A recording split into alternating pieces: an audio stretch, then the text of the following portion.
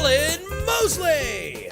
So for folks at home, in case you're wondering, first degree, there's first and second degree. First degree wanton endangerment in the state of Kentucky is a Class D felony punishable up to $10,000 and up to 5 years in prison. Okay. And second degree is $500 and up to 12 months in prison. Okay, so I don't know why you would need that information, but now you know. What actually is wanton endangerment? It's wanton for people who know how to read. Wanton. But sure. I'm not saying there's any reason why you would need to know that. I'm just saying if you happen to be in Kentucky and you happen to know someone who gets charged with wanton endangerment as opposed to first degree murder. Right. I'm just saying that that's what it would be. Okay.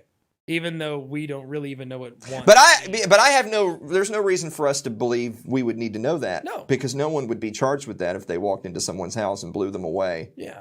They would be charged with murder, right? Yeah. But if you did know somebody who did walk into someone's house in the middle of the night and kill them in cold blood, and they did get charged with wanton endangerment, then that's what it would be. Just so now you know. Just to clarify. Just to clarify. Now you know. Now Guys, we all understand. Welcome to another episode of It's Too Late. I am your host, Alan Mosley, joined as always by my co-host and the #1 producer in late night. It's Blake Osborne. How's it going, man? How's it going, buddy? How you doing? So I'm just gonna ruin the surprise for everybody. You bought a giant guinea pig and we're supposed to go pet it or something. It's just ridiculous. A Patagonian cavy, also known as Amara. What? Yes. It's world's second largest rodent, I think. As long as we're both on the same page that it's a rodent. It's a rodent. You know what's going to happen, by the way. I should have got the pictures and had them. I predict that this time a week from today, people will be asking what Amara tastes like.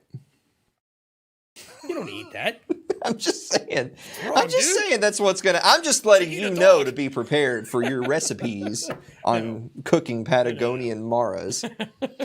They're from. That's correct. Because a couple weekends ago you drove round trip to Panama to pick up some velociraptors, and now this weekend you drove round trip all the way down through the canal down to Peru and picked up these Maras and drove back. Bolivia, but yeah. Yeah, there you go.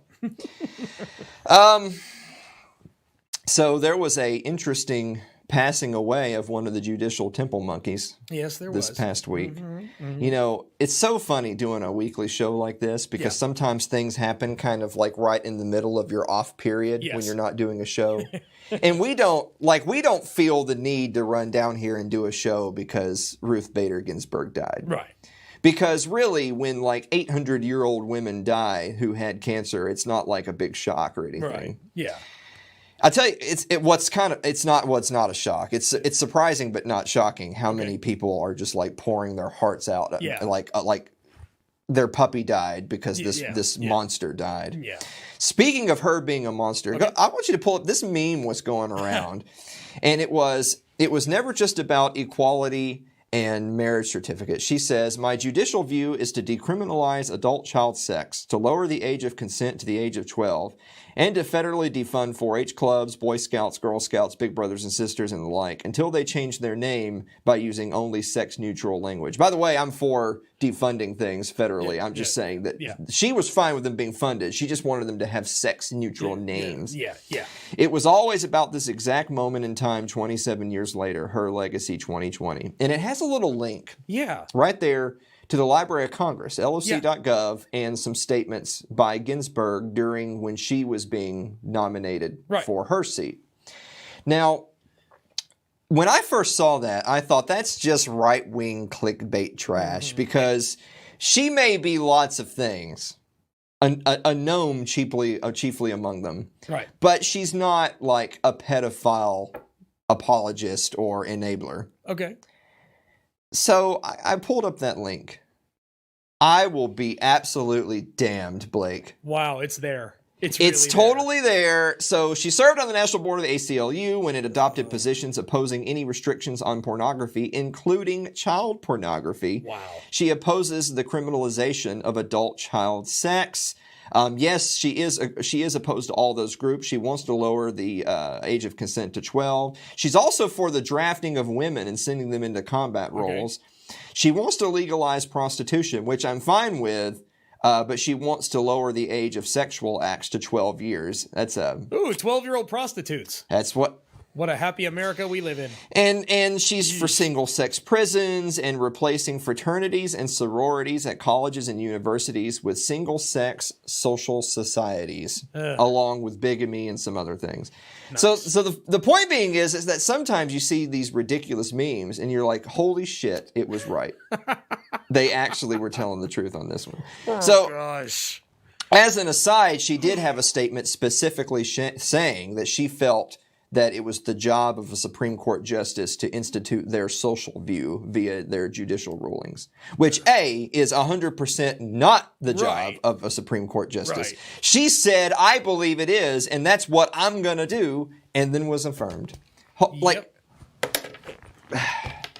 anyway, yeah, I know. Just, anyway... You know our friend Michael Bolden? Yeah. Over at the 10th Amendment Center. Yeah. We run Path to Liberty commercial on the program. That's right. We'll see you later in the show. I love Michael Bolden. And every now and then, one of the reasons I love him is every now and then he has to vent on some of the hate mail they get at TAC. And if you're wondering, like, they're such an awesome organization, how do they get hate mail? I'll tell you exactly how. If there is a Democrat in office, then all the Republicans are their best friends, because when they make content talking about the unconstitutionality of what government's doing, all the right-wingers say, you're right, man. Tell that Obama. But as soon as the Democrat leaves office and a right-winger gets elected, all that changes. Yeah. They pull all their funding. Then he gets hate mail every single week saying, you know, you didn't say this about Obama. You're just anti-Trump, MAGA. And so it just, of course, we say all the time people don't have any principles, and that absolutely goes to show it. But there was a particular message he got. He got one from a guy saying, "Boo, I disagree with everything you're saying." And I told Michael, by the way, to find someone who literally disagrees with you on everything, that's actually kind of impressive. Wow. Like, I think the sky is blue, and if you disagree, then it's like, well, wow, we actually genuinely don't agree on anything. So he got this long diatribe. You can go ahead and pull it up. I'm going to do, I told Bolden I would do this. I'm going to do a dramatic reading of this hate mail that he got from a MAGA to him. So let's get ready. So kill that. I'm gonna read this for you. Do we have some patriotic music for me to read this to? There you go. Yeah. Oh, okay. Okay. Pardon me, but to answer all of those who would ask, why are you voting for Trump?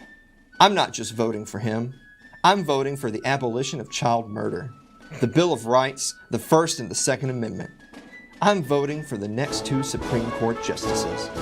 I'm voting for the Electoral College and the republic we live in. I'm voting for the police and law and order.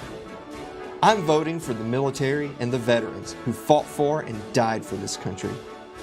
I'm voting for the flag that is always missing from Democratic background. I'm voting for the right to speak my opinion and not be censored. I'm voting for secure borders. I'm voting for the right to praise my God without fear. I'm voting for every unborn soul the Democrats want to murder. I'm voting for freedom and the American dream. I'm voting for good and against evil. I'm not just voting for one person. I'm voting for the future of my country. What are you voting for? Reminder, the only thing necessary for evil, aka the Democrat Luciferian ascension to prevail, is for good people to do nothing. Trump must win the Second American Revolution, leading America's return to God. That was very impassioned. This is real, by the way. Like, what I love most about this is that if we were making a joke about what these people actually think, we would write this like as a bit. Yeah. This is a real person's words. That's amazing. I'm not going to break it down because we don't have time for that, but just abolition of child murder despite Planned Parenthood being fully funded. Yeah. Yikes. Yeah. Anyway, Michael, you're welcome, buddy. We will be right back after this break. Don't go away.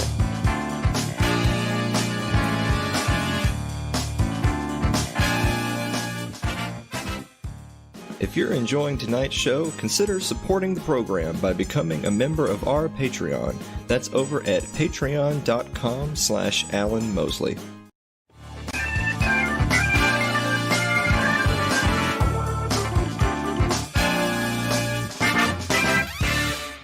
Hey, Blake. Yeah. What time is it? It's time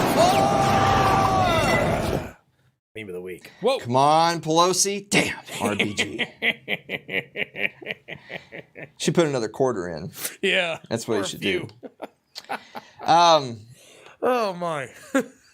We have an awesome show planned for today. Yeah. We actually have a guest. Oh, do we? We have who Tom Woods named, along with us, as one of the top-tier libertarian podcasters. That's right. It's Marc Clair from over at Lions of Liberty. He's actually not going to be coming on to talk a lot of politics. He's actually going to be coming on to talk comics because he started the show with our former guest and friend, Remzo Martinez. Well, Remzo's not a former friend. He's a former guest. He's still a friend. Yeah. Me and Remzo are fine. Yeah. So don't start any rumors. But Marc Clair does a show with Remzo called Second Print Comments where they talk about comic books. Okay. So we actually took, what's interesting is that Ruth Bader Ginsburg died, and then the Louisville PD aren't going to charge anyone with murder for killing Breonna Taylor. But by God, we're taking a week off. We're taking a week off from that BS, and we're going to talk comic books. Sure, why not? But next week? Yes. Next week. Yeah. So in the meantime, let's do some viewer mail.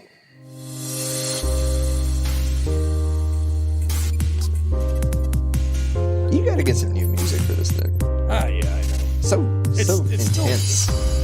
Gripping. That's exactly the kind of intense that we're avoiding this week and that we'll do next week. It's gripping.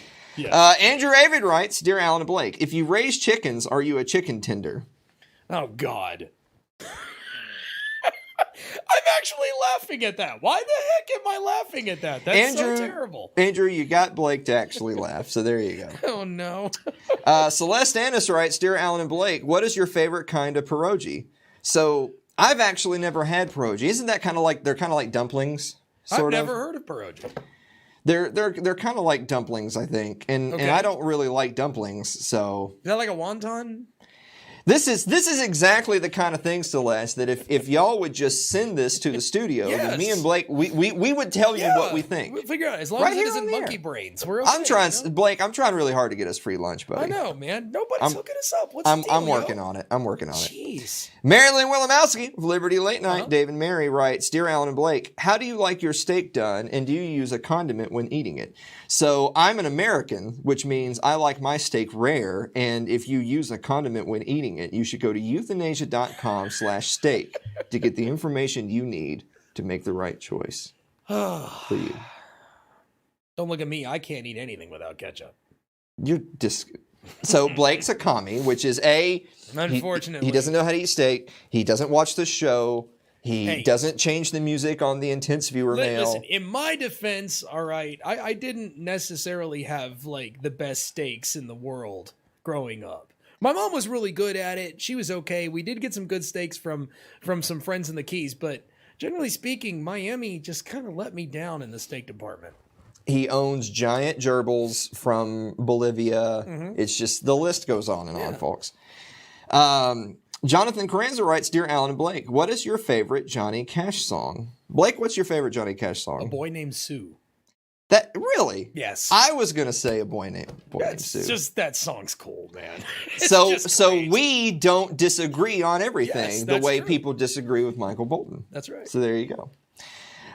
David Wilimowski of Liberty Late Night writes, Dear Alan and Blake, what you benching? Blake, what are you benching? What I'm benching? Yeah. I haven't benched anything in a long time, but I assume I could probably put up about 175. So I haven't done a bench press since I was in college. Yeah. Like, who does? Yeah. I'm actually cutting right now, so I'm not building. I'm cutting. Okay. So maybe that'll be a thing that we'll do. One day we'll have we'll have an It's Too Late games where we'll set up and test our maxes. How about that? You know? Well, I've talked to Mike Meharry about this, that we do sports ball, and that, there's the NFL Combine where they do all the different tests and the sprints and the jumps and all. So we should run the Combine. There you go. So people can see what our scores are compared to that'd be a sight, let me tell you. It's going to be bad. Jeff Johnson writes, Dear Alan and Blake, you can choose one of these cars, Kit, the General Lee, or Magnum's Ferrari. Which one are you going with? Kit, all day. All day. Dude, I can send that car to get me a burger, man. Come on. Okay, so I mean, if it's literally Kit, as in the fantasy version of the car that's like AI, then Kit. Well, yeah. If you're just having the car, but in the real world, and it doesn't literally do its own thing, then probably the Ferrari. Okay, let me mix it up for you. Replace Kit with the A-Team van. Oh, well, in that case, the Ferrari. Ferrari. Yeah, okay. I just want to differentiate that in terms of vehicle, I'd want the Ferrari. Right. But in terms of futuristic sci-fi cyborg car, is Kit. Hands down, man. Suzanne Sherman writes, Dear Alan and Blake, why does everybody ruin oatmeal cookies by putting raisins in them? It's probably the same reason they ruin cookies by putting oatmeal in them. I agree. Right? That's disgusting. Oatmeal's gross. You heard it here first. Mm-hmm. That's just my opinion. I was going to say the blandest cookie I'm willing to eat is a sugar cookie. And it's not really bland because it's sugar. Did you know that like in Arabic, sugar cookie is pronounced kuksakur? So it sounds like cocksucker. That's some trivia that you now know that you know. I am enlightened. We've not been very good about our language on today's episode so far. What's wrong with you, Blake? It's not me. What's wrong with you? You. Speaking of our language, Rachel Watson Kennerly writes, Dear Alan and Blake, are you a Dapper Dan man or will Fop do? I don't want Fop, goddammit. I'm a Dapper Dan man. You know, it's from Oh Brother, Where Art Thou? What? Huh? You've never seen Oh Brother, Where Art Thou? It was like 20 years ago. All I remember was the song, bro. Was it 20 years ago? Yeah, something like that, man. It was a long time ago. I'm literally going to stop to look this up live on the air. Hold on. Is that like the goop they put in your hair? How do you pronounce that again? Fop, like F-O-P?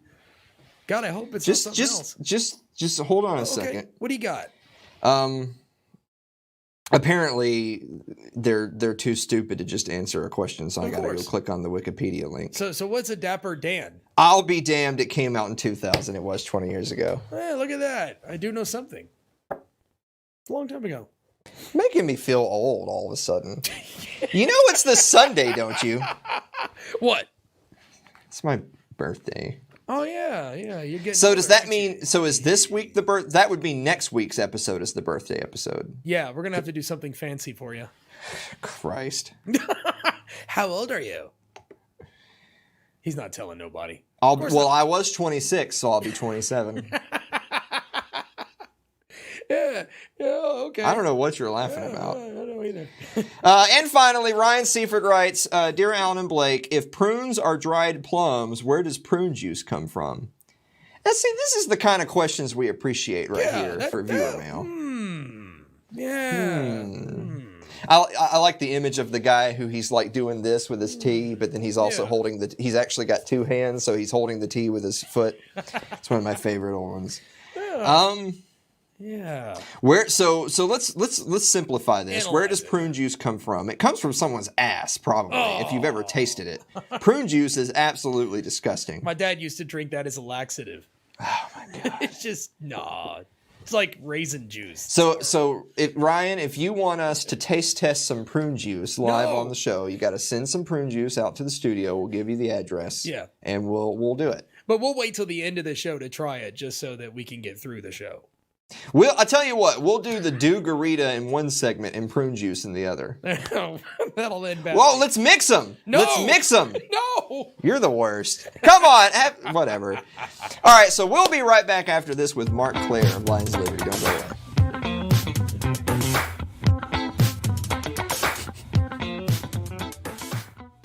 Your ad could be playing right now, reaching thousands of potential customers. Sadly, it's not, but it could be.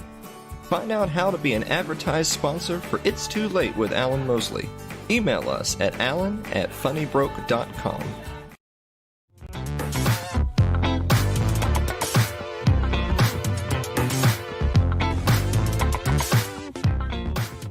Welcome back to the show, everybody. Our guest today is a top-tier libertarian podcaster and content creator who is probably best known for being the host of a little outfit called Lions of Liberty, which you can see at lionsliberty.com, as well as your podcasting platform of choice.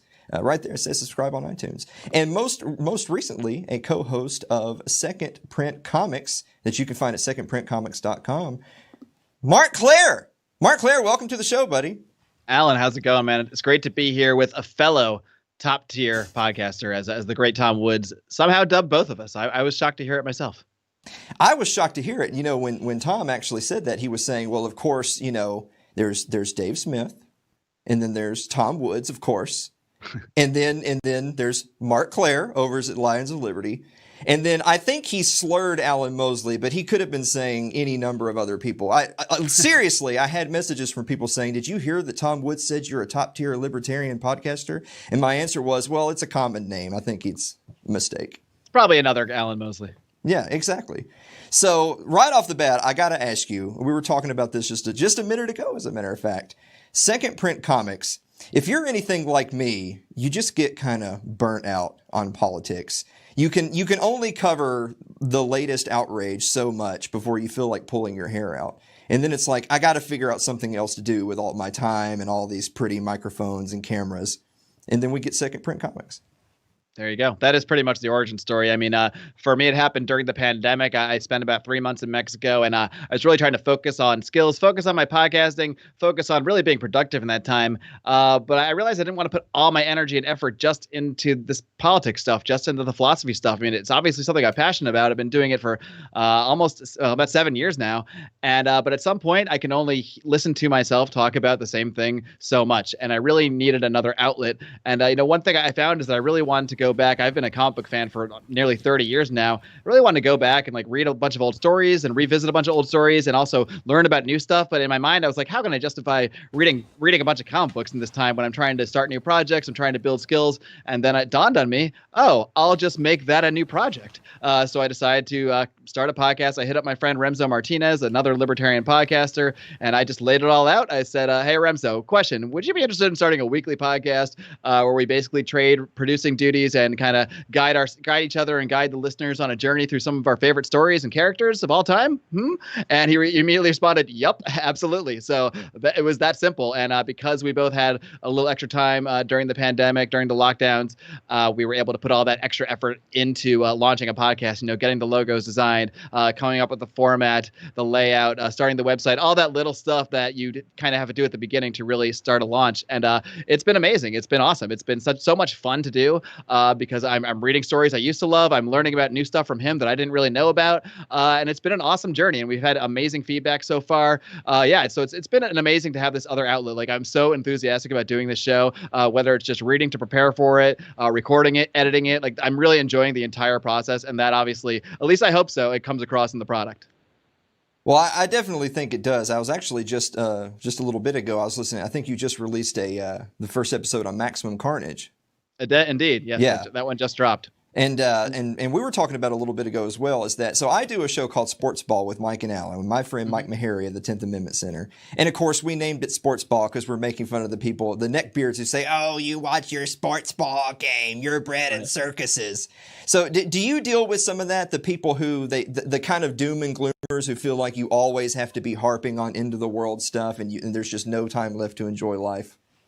Well, sure, because to me, that people like that are kind of saying, okay, there's all this terrible stuff going on in the world, all these bad things happening, and then on top of that, you should punish yourself by not allowing yourself any enjoyment in life whatsoever. To me, that just seems ridiculous. I mean, I'm totally cool with some people not being sports fans, some people not being comic book fans. Everybody's got their own thing, but we got to be able to have our own things. We got to be able to have our own outlets. We can't just stop enjoying any semblance of joy we can get in life just because so many things are wrong in the world or because there's so many political problems. There's so much death and destruction. To to me, I don't see any reason to also torture myself further by not allowing myself enjoyment in the free time that I do have. So I think that argument is a little silly. Now, I understand kind of the viewpoint of some people are just so stuck to the TV and only care about that stuff that they're missing the real problems. I mean, I get that, but I also don't think attacking people's forms of joy is going to win them over either. It's just going to make people think, oh, this guy's just a curmudgeon, this libertarian curmudgeon. Why should I even listen to these people? So it really serves no functional purpose either, because people are going to do what they want to do. People are going to enjoy what they enjoy, whether it's sports, comic books, pro wrestling, or whatever. And harassing them about it is not going to get them interested in your views or what you think are the problems in the world. All right, so we'll save the politics for the next segment. We got to stick to comics for this one. So I would be remiss if I didn't ask you. Obviously, you have the DC cinematic universe. You have the Marvel cinematic universe. How has kind of this, I mean, it's really like a whole generation of comic book movies at this point. How has that affected the comic book world specifically? Well, it certainly brought more people into a lot of these characters.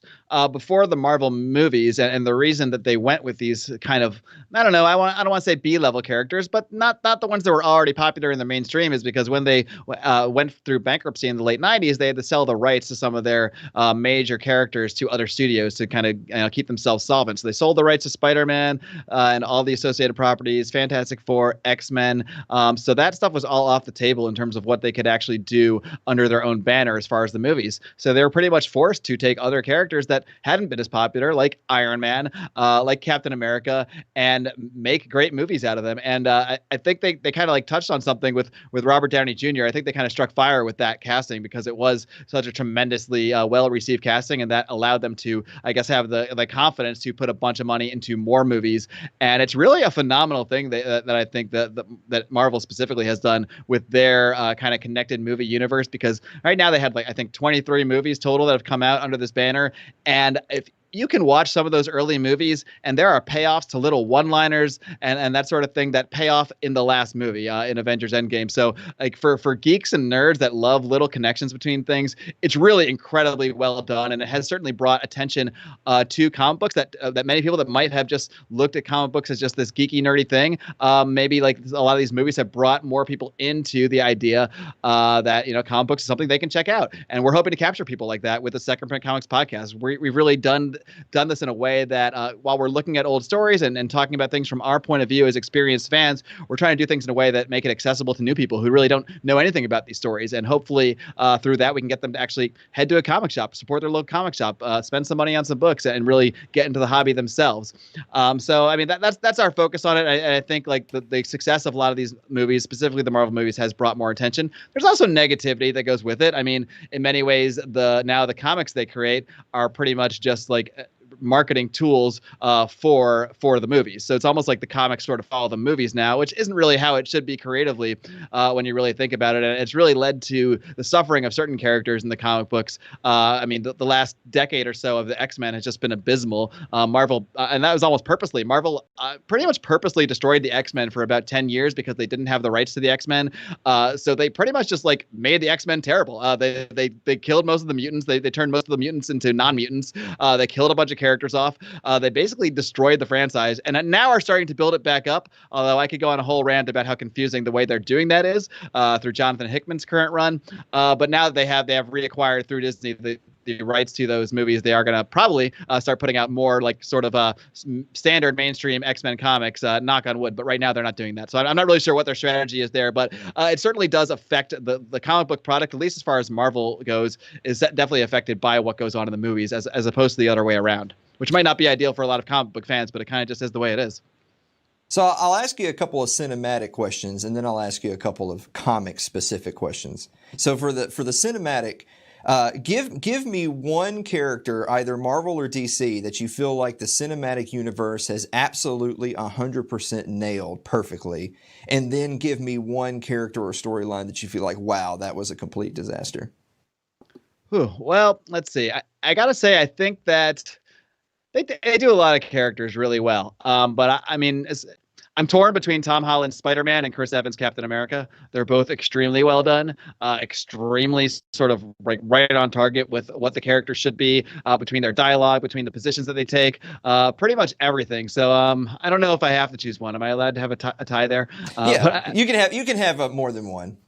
Okay, yeah, we'll do a tie between them for different reasons, but yeah, I mean, and when I first saw Chris Evans, I was like, oh, this boring guy is Captain America. But Captain America is supposed to be kind of a boring guy on the surface. He's supposed to be kind of cheesy, and as you go through the movies and you see him take stronger and stronger stands against totalitarianism, against the worst elements of government, he becomes, and that really is what the character is in the comic books. Many people that aren't fans think Captain America is just this cheesy character who always quote unquote does the right thing, and he does. But he does the right thing in a way that is kind of badass. I mean, he always stands up to the government. He's always the one standing up for individual freedom and individual rights, and they do portray that very well in general when it comes to the movies. And then I think Tom Holland's Spider-Man is just perfectly done. I mean, he captures the essence of the character in so many ways. He plays a teenager well. I'm sure he's in his 20s at some point here in real life, but he does a good job playing a teenager, actually acting like a teenager. Whereas people like Tobey Maguire, I just feel like you're a 30-year-old man trying to pretend like you're a teenager. So I think Tom Holland does does a great job, especially when you realize I think he's British or Australian. He doesn't have an American accent. I know that, and he does a great job pulling that off in the Spider-Man movies and really capturing the essence of what that character should be. Sort of a teenager who has problems, but is not an angst-ridden teenager. He's a kind of a happy-go-lucky teenager who's always cracking jokes, and I think that Marvel's done a great job with both their characters, with most of those characters. As far as the flops go, and I'm focusing a lot on Marvel just because I think they've done so much better and been so much more consistent with their films. Let me think. Maybe I can. Who should I go after here? There's a couple options. I feel like it's too easy of a target to go after Captain Marvel, but I'm going to do it anyway because Captain Marvel is just. She's too powerful, which she is very powerful in the comics, so I can't really say that part's inaccurate per se. But I just feel like the portrayal of the character in the films has just been so generic and so shoehorned in. And I'm not one of these people that's, I don't even care what Brie Larson says on the internet. I don't connect politics to my enjoyment of films at all. So I don't care about her politics at all.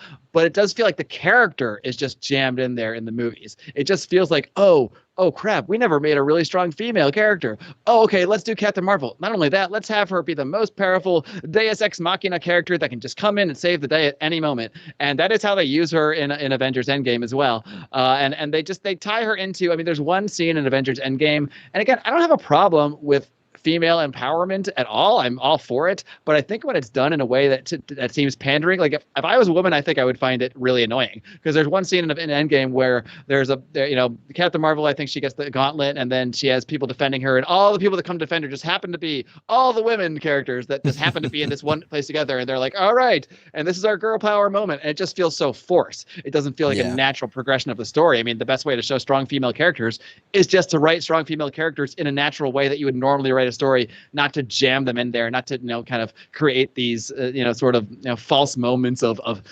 feminism and female empowerment. Actually just show them being strong, show them doing the right thing, and if they're well done characters, people will flock to it. I guess I'll say Captain Marvel just as a flop because she doesn't do anything for me the way she's portrayed in these movies. So I really like a couple of things that you said right there. One, that you can have a distaste for Brie Larson, the person and the political perspective, but that's not what's informing your opinion of Captain Marvel. You have because I can say the same about Chris Evans, and I love Captain America. So. Yeah, you have perfectly legitimate reasons to like or dislike the characters, regardless of the actors that are playing them. But on top of that, you talk about. So I remember that scene in Endgame where they say, don't worry, she's got help, and it's in Scarlet Witch, and so all the different. They all happen to be right there. It's like, come on. Yeah, exactly. So I am in complete agreement with you that the best way to show the female empowerment angle is to just have all those characters dispersed amongst the male characters, holding their own and doing a good job. And not having to have a pat on the back. I think that's Shuri in Black Panther is a great example of a well done, strong female character. Her role in the story makes sense. She always kicks ass. She's like in many ways the most important character in that storyline because she's the one figuring out how to get the mind gem out of Vision. So they show her both her intelligence and they show her on the battlefield, and she's one of the most popular characters. I think she's probably more popular than Captain Marvel is because they actually just wrote her in a natural way and made her strong in a natural way as opposed to a shoehorn shoehorned. Look at this. Here's our strong female way. I'm gonna ask you a really quick question, and then we're gonna take a commercial break and come right back. So I think this is the question that people like to bandy around on the internet all the time, and this is comic specific: Marvel versus DC. It's tough for me because I started off as a Marvel fan, and I've been mostly talking about Marvel today. But I got into fanhood with like Spider-Man and the X-Men and all that stuff. But we just did an episode on this that hasn't been released yet. But we did a whole episode on Batman Nightfall, the storyline that introduced Bane, where Bane broke Batman's back. They've recreated that in the Christopher Nolan movies, and that really sucked me into DC Comics and specifically into the Batman character. And he really is my favorite, at least as far as mainstream superheroes goes. He is my favorite character. So as far as comics goes, if you're going to force me to choose, I'm probably going to go with DC, only because I'm such a huge Batman fan, and I also am a huge fan of like a lot of the Flash stories, and I just think there's a lot of depth to DC Comics. But luckily, we don't actually have to choose. I can actually just pick and choose things from both. But I really also don't read hardly any modern Marvel comics. I like what's going on with Donny Cates' Thor. They just had a great run on Immortal Hulk by Al Ewing, but I'm really not following much of what's going on there. Whereas DC, even when I'm not buying a lot of books, I'm always just following it more. I'm just more encapsulated by the characters over there. So I guess I would go DC if we're talking about comics. If we're talking movies, well, I like here and there some of the DC movies, and especially some of what they've done with some of the CW shows. Like I loved, at least the first 3 or 4 seasons of the Flash show I was a huge fan of. But if we're talking movies, Marvel takes the cake. I mean, you just cannot beat what they've done with it when it comes to their cinematic universe. 23 movies that all tie in together, that tell a cohesive story across 23 movies that even Captain Marvel, which is probably on my lower end of those movies, it's pretty good. It's a decent movie. I can watch it. I can enjoy it. I mean, even the quote unquote worst movies in that franchise are still pretty good movies. So, I mean, if we're talking comics, I'm going to give it to DC, but if we're talking movies, Marvel, no question. All right, on that note, we're going to take a quick break for a commercial, and when we come back, we're going to talk more with Marc Clair of Second Print Comics. Don't go away.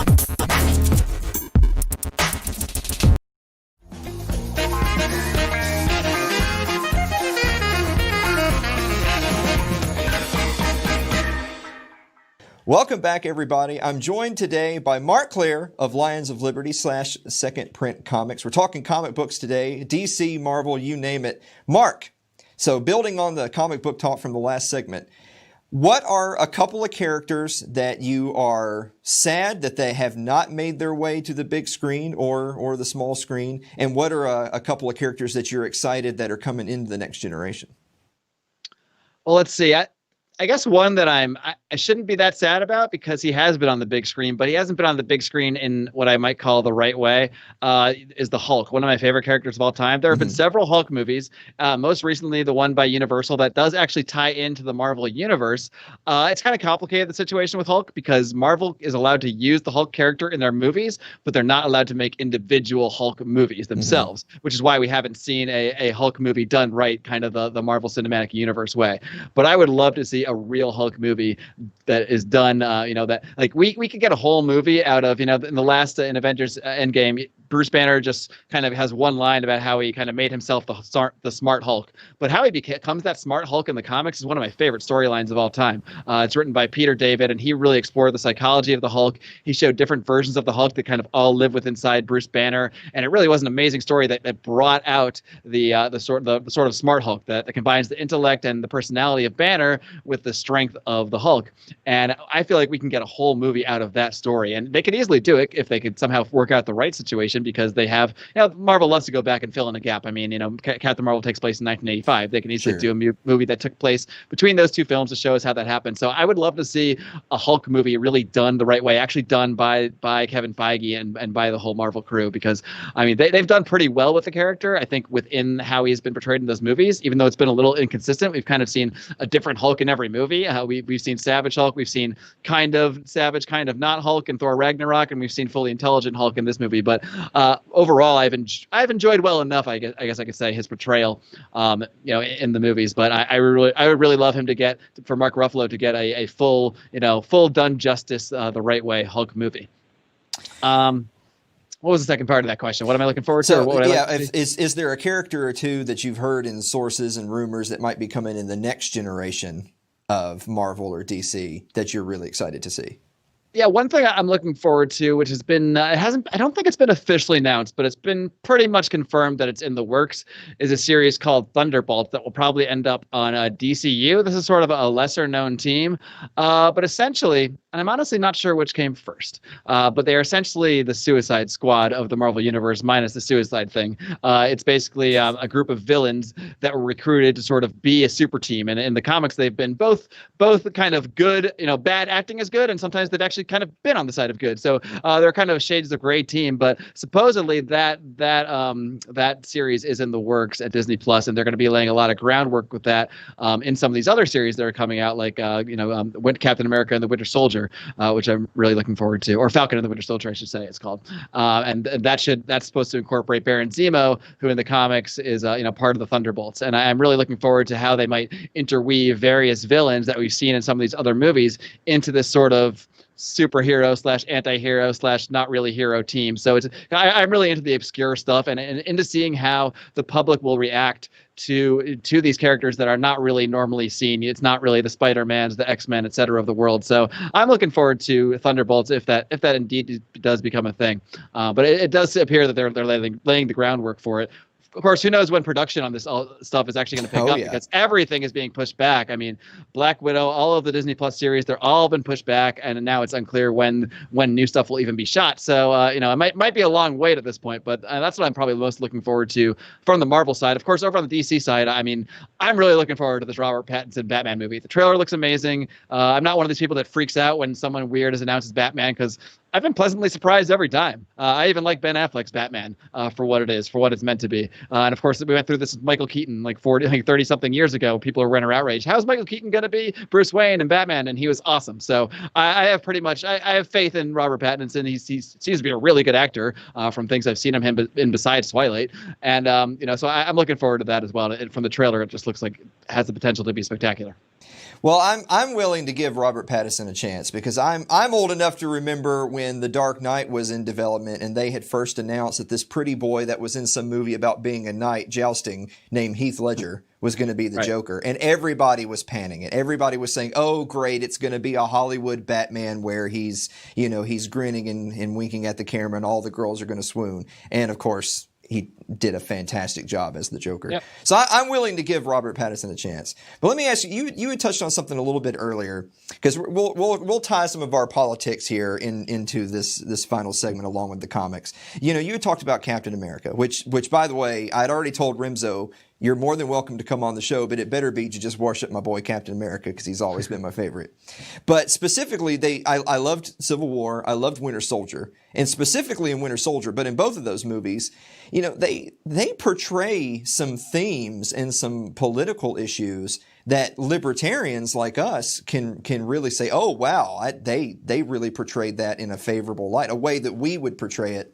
Were you kind of surprised by that? Like, I remember walking into the theater, watching those movies and walking out thinking, wow, it's not often you see something in the mainstream portrayed in a sort of limited government individual liberty spectrum.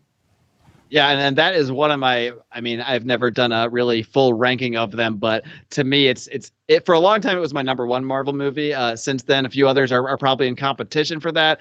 Both the last Avengers movies, Black Panther. But I definitely have it in my top tier. It may still even be number one. I'd have to really sit down and break it all down. But I mean, that movie captured me so much, just because of the portrayal of Captain America and the portrayal of, really government as being bad. Until that point, we had only really seen sort of the lighter side of government when it came to SHIELD, and they were basically always portrayed as the good guys. But for the first time, you start seeing, well, there's something bad going on in the background here. They're creating this giant machine to pinpoint possible terrorists and kill them all with drones without a trial. And Captain America's like, no, no, we can't do this. We can't go becoming the monsters that we're afraid of. And that's basically the theme of that movie, is Captain America standing up to a government that is corrupt. That's so corrupt that we find out that, well, I don't want to spoil the movie for anyone that hasn't seen it, but let's just say the people that are running the show are not who they appear to be. So I'll try to keep it spoiler free, because it is a great movie, and I do want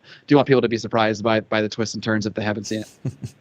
Well, that's good. So going back to a more specific comic book angle, I don't want to be the guy that invites someone who really loves comics onto the show and say, let's talk about the movies, because they are separate works of art. Are there some other instances specifically in the comic book world where maybe you read it for the first time at a younger age and it resonated with you as a work of art, but then maybe you go back and reread it at a later age as a little bit older adult, and you think, wow, there's some concepts and themes in here that I think are really valuable to the mainstream consciousness, and what a way to capture that in what some naysayers would be. It's kind of like a lot of people don't see any value in an animated series because, it's just a cartoon, even though an animated series can have lots of amazing themes and concepts in it. I think a lot of people look at comics as, that's just what kids read. But then you have comics that tackle some really major issues in an impressive way.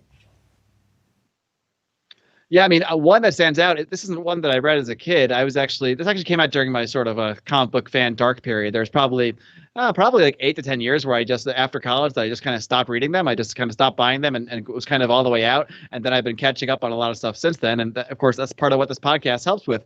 And this is actually the second episode of the Second Print Comics podcast, where we looked at a book called Secret War. Now, this is not to be confused with Secret Wars, which is a whole big, multiple different events. There was one in the 80s and one a few years ago. This is something totally different. This is just Secret War without an S.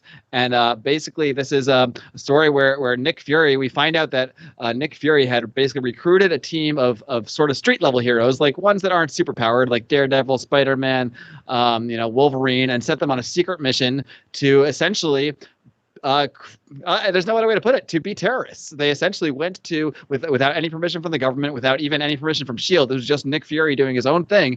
They went to Latveria. They didn't even understand the full mission, but they got into Latveria, and they were essentially going to try to murder the president of Latveria, who's usually Dr. Doom, but it was not Dr. Doom at this time.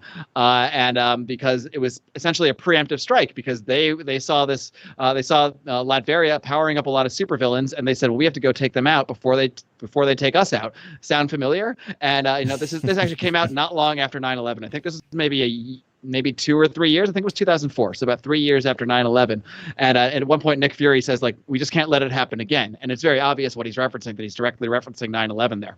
But I mean, what you see happen is that the heroes go there, and Nick Fury kind of had a secret weapon in his pocket. Man, I can't remember this person's name. It's not Tremor, but it's something like this. Basically, she causes earthquakes, and she basically commits an act of terrorism in this country with all these heroes there. And they're like, oh my God, we didn't know it was going to be like this.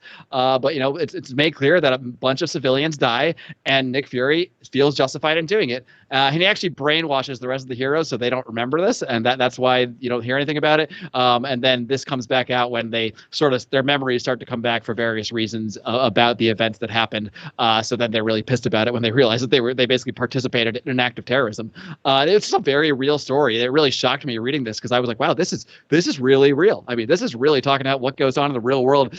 So much so that in the trade paperback, the forward there's a page-long forward by someone named Anonymous. And this is supposedly a CIA agent who is friends with Brian Michael Bendis, the writer of the story. And supposedly, years before, when they were friends, Brian Michael Bendis used to go and chat these guys up and learn and listen to a lot of these stories. And Anonymous in the beginning says, everything you're about to read really happened.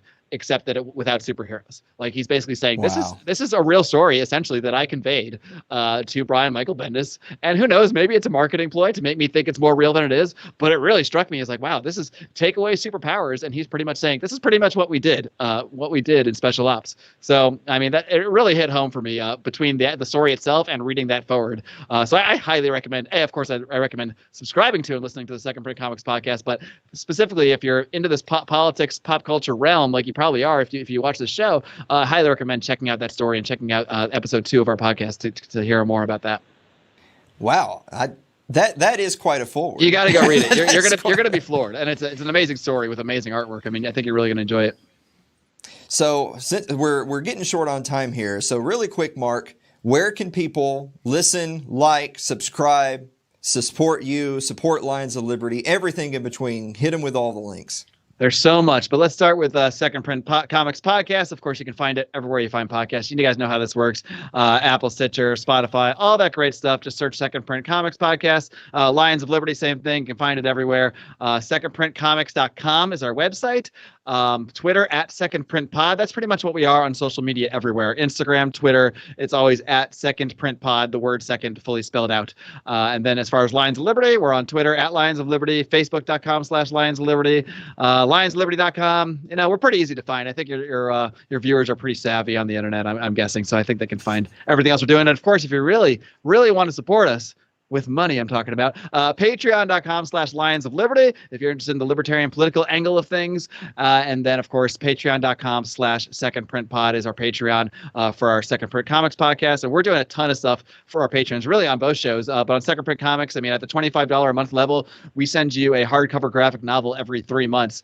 So you're already getting a lot of your value back just by that. It's a mystery choice. It's something me and Remzo decide between ourselves what we're going to send you. So it's a nice surprise in the mail every few months, and you get to support us and help us grow and expand the show along the way. But we have levels for everybody, starting at $5 a month, getting access to all of our bonus content. Same thing over our Lions of Liberty. We have a whole bunch of different tiers, but $5 a month gets you in and gets you access to the whole loads of bonus content that we do. Because we really, my philosophy on both my Patreons is like, I want to deliver value. I don't just want to ask for money. I want to say, give us money, and we're going to give you a ton of extra value. So we have a ton of perks for our patrons, on both of those. So patreon.com/Lions Liberty, patreon.com/Second Print Pod.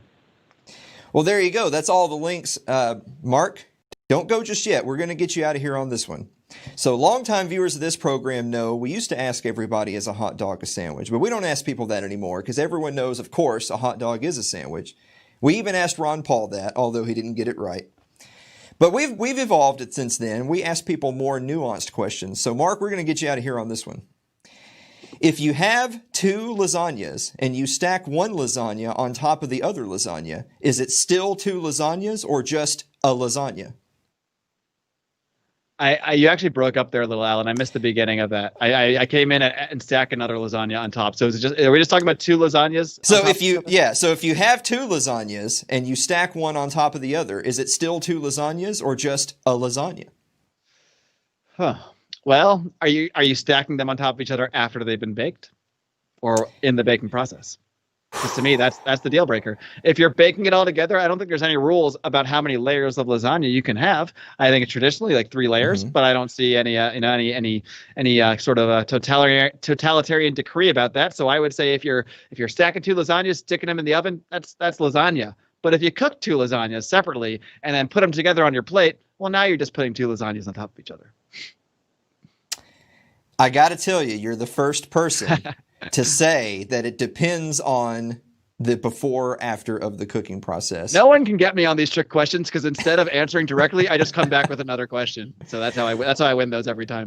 Well, when Ron Paul was on the show, we asked him if a hot dog is a sandwich, and his answer was, that sounds like the type of question that you would need an exploratory committee to look into. And I rebuked him. I said, leave it up to a freaking politician to come on the damn show and give such a political answer. And that's a good response. Marc Clair, thanks so much, buddy. This was fun. Thanks, Alan. It's been a blast. It's so refreshing to talk to other top tier libertarian podcasters. Yes, and the top tier podcasters like us have to stick together. We can't let these little second tier B level podcasters get in the mix. It's just not going to work. They're below us. Let's be honest. I joke, of course. He's not joking. He jokes, everybody. Guys, thank you so much. We will be right back after this break. Don't go away.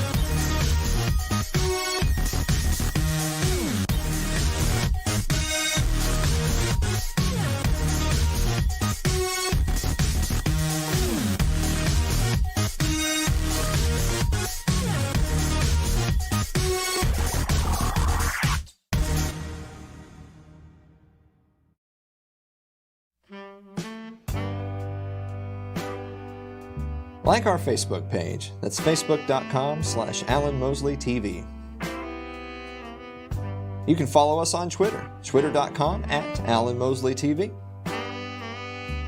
Our whole library is on YouTube. Subscribe at youtube.com/AlanMosleyTV.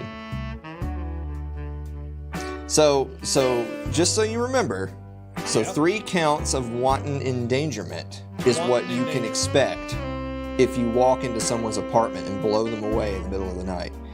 And that's only if some of the bullets go into other people's apartments. Right, because God forbid you wouldn't want to do that now, would you? Because the person you actually blew away, they're not even in the indictment.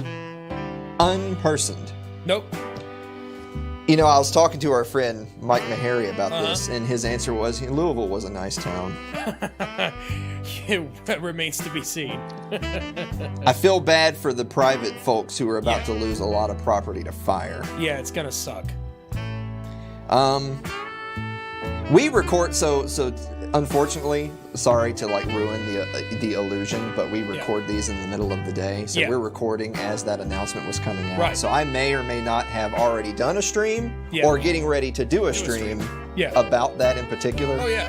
But we were trying to take a week off. Yeah. From this bullshit. Good night. Why don't we just put you on a bus and send you up there and do a live stream from the action? No, because man on the street kind of thing. I don't want to die. No, I know. So that's just anyway.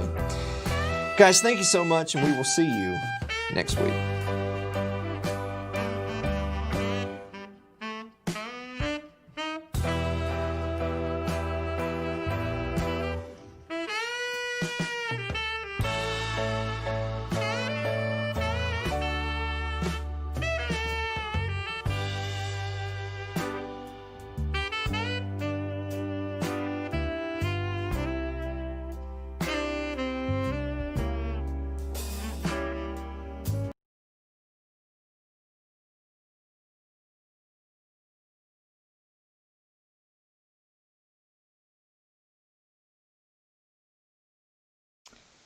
So guys, thank you for listening to another episode of It's Too Late with Alan Mosley. We're gonna kind of do a little casual after show talk here.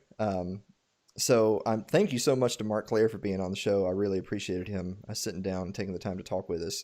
We had actually planned a week or two in advance to do a no politics show. We were going to talk about comics. We were going to have a good time. We were going to take a week off from politics. And Suzanne, you and I and Mike Meharry had actually talked about maybe next week we would talk about the SCOTUS opening and all that stuff. And so, but this week, no politics. And then literally this afternoon, and I hate to ruin it for everybody, but we do record the show and then premiere it live. And when we were recording, they were like an hour out from the announcements about the indictments for the officer involved with the Breonna Taylor murder. And so we didn't talk about that on the show, not really in earnest. But I figured, I don't want it to be like a week late to get around to it. So I invited Suzanne Sherman. It's our resident law expert of It's Too Late with Alan Mosley, Suzanne Sherman of Suzanne Sherman's The Wasatch Report. Suzanne, bless your heart for taking on this challenge. This is really sad. We had talked about this when this unfortunate incident first happened back in March. We said, imagine what's going to happen now if one of these cops doesn't go to jail, one or more. Mm-hmm. And I think pretty much the worst outcome we could imagine for purposes of civil unrest has happened. And right when we were talking before we went on the air, I was just looking at some of the news reports. And so far, 3 police officers have been shot already. And as you mentioned to me when we were talking this afternoon, get your atlas out and wipe Louisville off the map. Yeah, you don't need to have that on there. Our friend Mike Meharry, when I had asked him what was going on up there, all he said was Louisville was a nice town. Was being the key word. So yeah, I don't want to spend our little after show here speculating too much on what's going on right this second on the streets, because you know how that is. It's a lot of conjecture, but I have heard multiple accounts of multiple officers having already been shot, not had bags thrown at them, been shot. And we're gonna get into that a little bit about how I think a lot of this was quite predictable. So maybe we'll start off at the top, Suzanne. we'll do a recap of what actually happened the night of March 13th in Louisville, Kentucky, as it pertains to Breonna Taylor and the Louisville PD. But let's kind of start off with today of Louisville's boarding up the windows. The courthouse is on lockdown. They're instituting a curfew. They're calling in the guard. Everyone hears the announcement about the grand jury indictment is going to be today. Right before we even say another word, is how the city of Louisville reacted not a giant red flag that they're getting ready to give the people some bad news? Oh, absolutely. And I love to talk about preparedness and survival. And one of the number one rules of survival is get out of the way. If I had a home in the city limits there, I would board it up, get my belongings, would have already been out, and I would be nowhere near that area. It's a really sad situation, but you got to get out of there. So the charges that come in, so there was 3 officers that were involved in the killing of Breonna Taylor at her apartment on March 13th. The two officers, Sergeant John Mattingly and Detective Miles Cosgrove, were not charged. That doesn't mean not charged in Breonna Taylor's murder specifically. They were charged with nothing at all, no charges. One of the 3, and by the way, those 2 officers were still on the force. The 3rd officer, Detective Brett Hankinson, we'll say Hankinson. He had been fired from the force due to negligence, but he was charged. But he wasn't charged with murder 1. Wasn't charged with murder 2. And I know you and I have discussed the importance of the murder charge as it pertains to other people, such as the George Floyd killing. But there was no debate between you and me over murder 1 or murder 2, because his charge was wanton endangerment. So for people at home, wanton endangerment means you were just a little bit too zealous in the line of duty. It holds up to 5 years in prison and a $10,000 fine. Suzanne, was this the right charge, and are people going to be content with that or not? Oh, it was such a crazy day. Things just... I don't mean to be excited, but she's, here we're talking about wanton recklessness. And what happened was, I guess he fired 10 shots and I think into the neighbor's apartment and missed somebody. He almost shot somebody in the head. And the number, when you're trained in firearms, I used to be an NRA certified firearms instructor. The number one rule is know your target and what's beyond. Clearly, that did not happen here. I think he was firing the shots from outside, if I remember correctly. And to fire 10 shots when you don't even have a target that's been acquired is absolutely reckless. But where it gets kind of nitty gritty here is none of his shots hurt anybody, nor did he fire the fatal shot that killed Breonna Taylor. The officer, that was... what was his name? Oh, Detective Miles Cosgrove. He fired the fatal shot. However, that shot, and we'll get into this in a little bit, was completely justified. So he killed her, but it was ruled a justified shooting. Just to be clear, I don't think you're saying it was completely justified. The state of Kentucky says it's completely justified. Correct. My opinion doesn't matter. The state of Kentucky matters here, and what they decided was because the officers were fired at by, and we'll get into this as well, Kenneth Walker, her boyfriend. They were in bed sleeping at the time, because they were fired upon from within the decedent's home in the middle of the night. The shooting was justified nonetheless. And as I was reading to you just before we went on the air, somebody said to me, Suzanne, he doesn't deserve to win a civil lawsuit. He deserves to go to prison for the rest of his life because he shot at a cop. We're going to get into that. Did he do the right thing? Was there a better way to handle it? Was there a better way to address a narcotics arrest? Because when you were on my show yesterday, we were talking about Justice Ginsburg and how she actually got some stuff right on the Fourth Amendment. And one of the cases that she referred to here was out of Kentucky as well. And here what she said in her dissenting opinion was, in no quarter does the Fourth Amendment apply with greater force than in our homes, our most private space, which for centuries has been regarded as entitled to special protection. When I first started hearing about this concept when I was a kid, I was told, yeah, back before we declared independence from England, the crown, their men could go in and knock down doors and in the middle of the night and drag you out and kill you. Well, what's changed? Now all of a sudden we're okay with it. Yeah, so they weren't allowed to do that for about 6 months, and then they went back to doing it. Yeah. Right. So I'm going to read like a quick little summary here that talks about the actual events of March 13th, and then a little bit of some of the kind of summary information around it.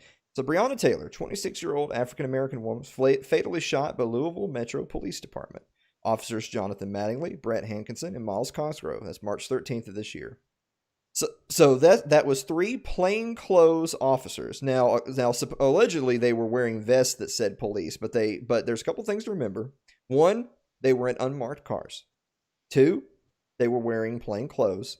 3, guess what they weren't wearing, Suzanne? They weren't wearing body cameras. Imagine that. But we'll continue. They entered her apartment in Louisville, Kentucky, executing a no-knock search warrant. According to the New York Times, while the department had gotten court approval for a no-knock entry, the orders were changed before the raid to knock and announce, meaning that the police had to identify themselves. According to the police account, and it's so important to talk about who says what, because there's so many memes out there by the thin blue liners of, well, I heard one person said one time that the cop said this, therefore that is what happened. But you know what? There's people that don't agree with that. So according to the police account and one witness at the scene, the officers knocked and announced their identity before forcing entry. But the police and the witness differ as to how they announced themselves. Taylor's boyfriend, Kenneth Walker, and 11 other witnesses deny that the officers announced themselves at all. Walker and the officers exchanged gunfire. Walker had said that he believed the officers were intruders. The officers fired over 20 shots. Taylor was shot 5 times, according to her death certificate. The LMPD Sergeant Jonathan Mattingly was injured by gunfire. Another officer and an LMPD lieutenant were on the scene when the warrant was executed. Now, there's just at this point in the story, there's a couple of things to really put the emphasis on. So, multiple eyewitnesses report seeing unmarked cars pull up with three plainclothes men walking up to the apartment. There's no way for these people to know these are police officers at this point. They're not wearing body cameras. The police claim that they knocked and announced themselves 3 times and then kicked in the door with a battering ram. Now, Kenneth Walker, Breonna Taylor's girlfriend, claims that he and Breonna had rushed to the hallway because they heard the banging at the door and had heard no announcement of who it was. So they assumed it was an intruder, and Kenneth Walker went to go grab his gun to fire at the intruders breaking through the door. Now, it is true that there is one witness that said that they thought they heard the police announce, but only announced as they were kicking in the door. 11 other witnesses, not counting Walker, said that they made no announcement. But here's the last little kibosh on that. The official police report was that they had knocked and announced themselves 3 times. So every single eyewitness account, the 11 who said no announcements and Walker, and even the one witness that said they did announce, none of those accounts line up with the official police report. How much does that matter, Suzanne? I think it matters quite a bit. Let's take the scenario from maybe the worst case scene from Kenneth Walker. Okay. Let's say they did announce and he simply didn't hear it.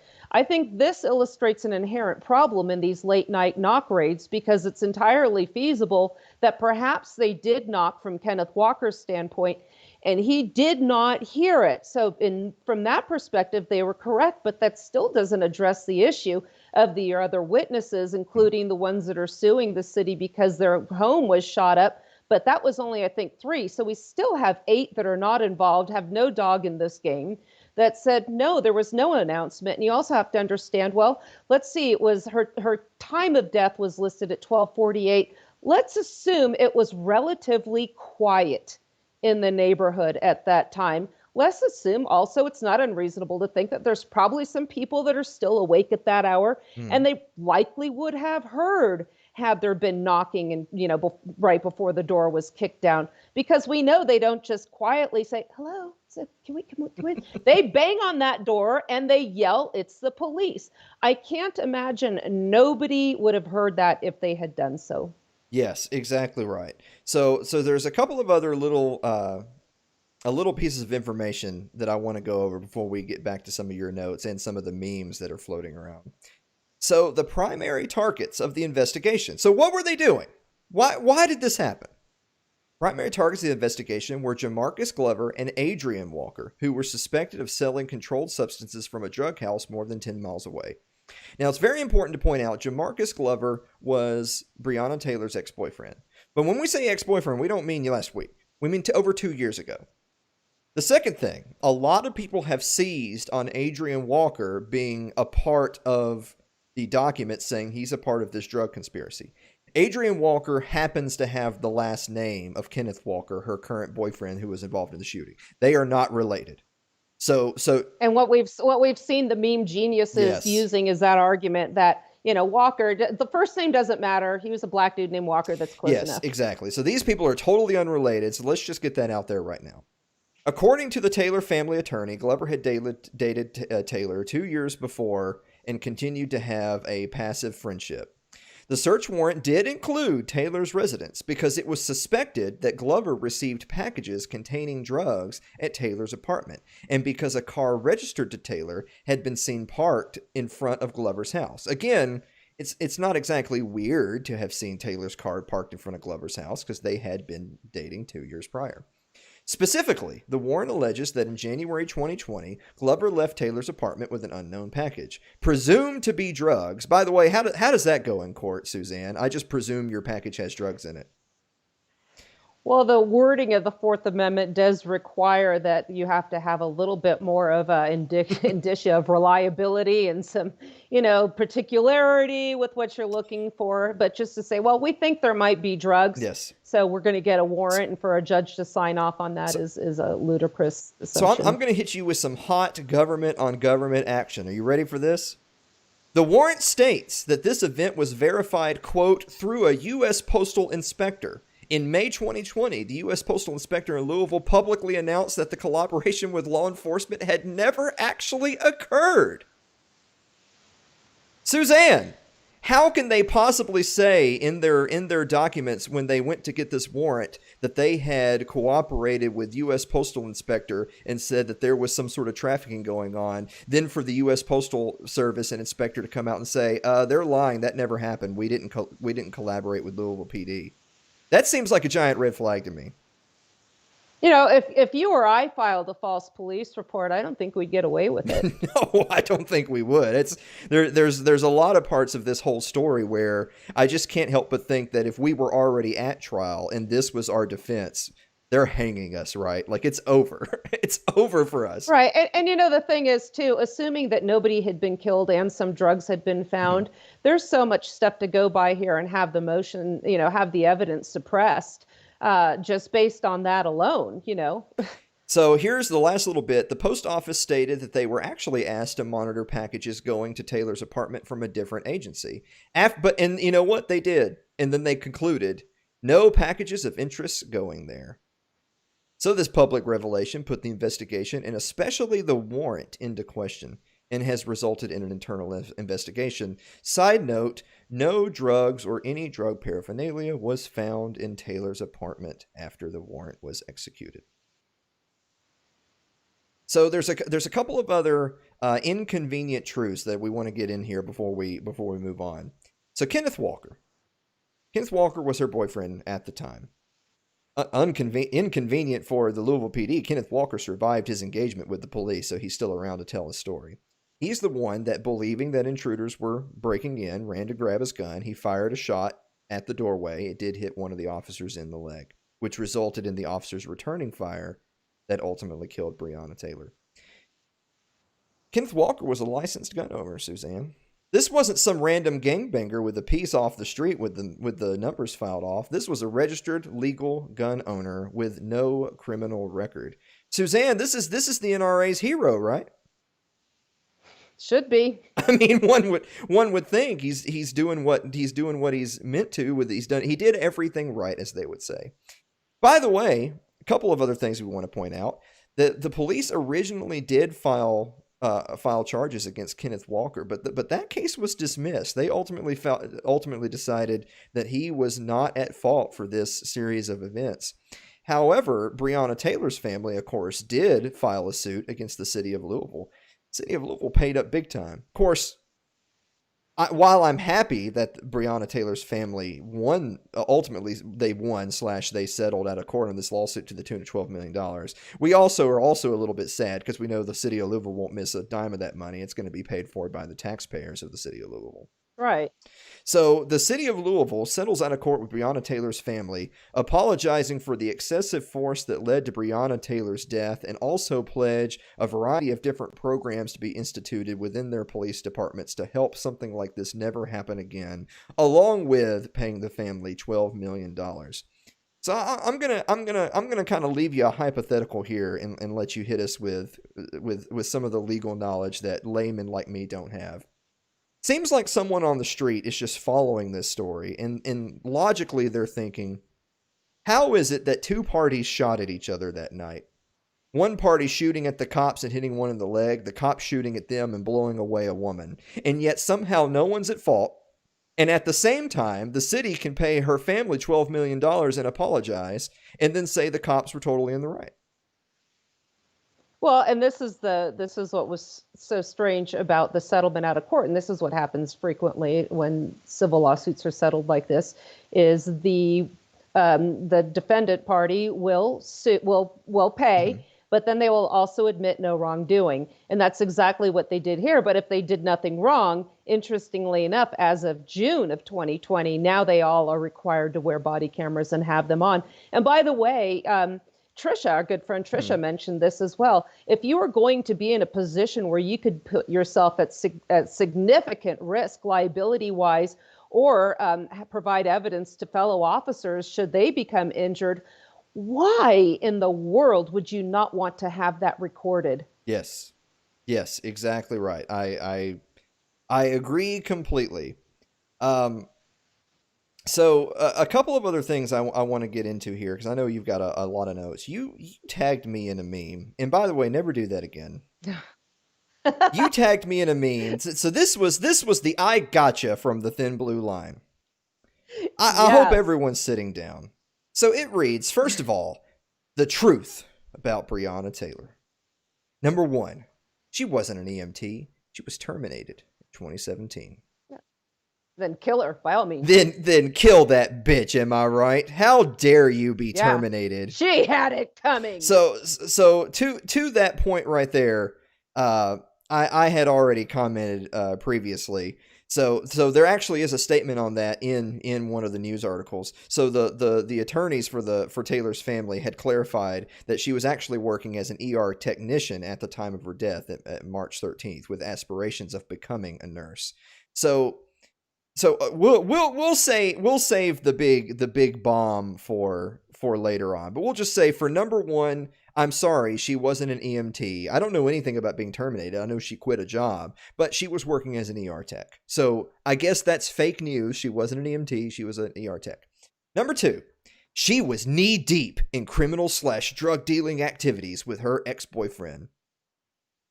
I just don't know where these cocksuckers get this stuff, Suzanne. So again, as I had commented previously, Breonna Taylor was not suspected of anything. Breonna Taylor has no criminal record. She was not under investigation for drug dealing in any way. Neither Taylor nor her boyfriend, who is not related to the ex, by the way, I want to emphasize that again, have any record whatsoever. There's no evidence of drugs, none found at her home, and no investigation into said facts. So we'll just chalk that one up to just pure on right-wing retardation. But we'll move on. Number three. She was on jailhouse recordings running drugs for her ex-boyfriend. All right, I'm going to take a break, Suzanne. Let you get in here. Where are those recordings? What else can the jailhouse recordings tell us? Did they know who shot Kennedy? Probably. Yeah, I mean, if that was the case, was she even on the warrant? I guess it had her her house on there. I don't even remember that part. I just know they were there in the middle of the night looking for the drugs. I think we discussed that this afternoon. I'm having a hard time unwrapping all So this. in the documents related to the drug investigation of Glover and Adrian Walker, she is not named in the investigation, and Glover himself has said she had nothing to do with that, and they tried to give him a plea deal if he would name her as a co-conspirator, to which he said no thanks, because that's not true. So that's just... But they would have been okay if he lied anyway. Oh, of course.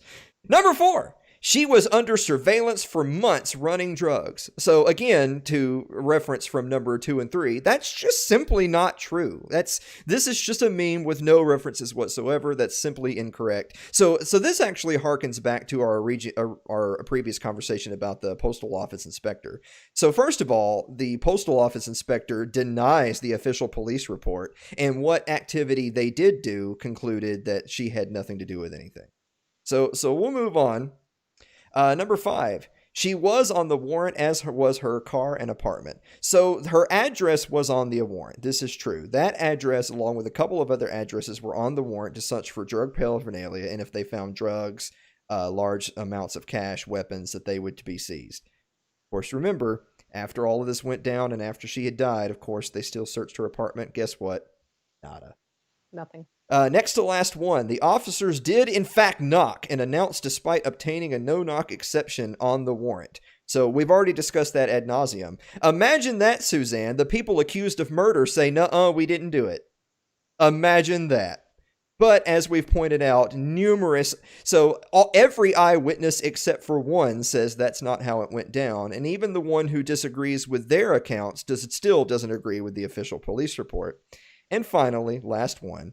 Brianna's boyfriend fired at officers, striking an officer. Officers fired back, and Brianna took the shots. She was not asleep in her bed. So, according to these bootlickers, so because she was awake instead of asleep in her bed, I guess it's just open fucking season. Moral of the story, if somebody breaks down your door in the middle of the night, hide under the covers, put your head under the pillow, and pray it's not home invaders out there to murder you. Because if it's the cops and you try and defend your home, you deserve to be killed. End of story. Yeah, exactly that. So ultimately, I just kind of want to put the finishing touches on that little meme that's circulating around by saying, for one, it's all bullshit.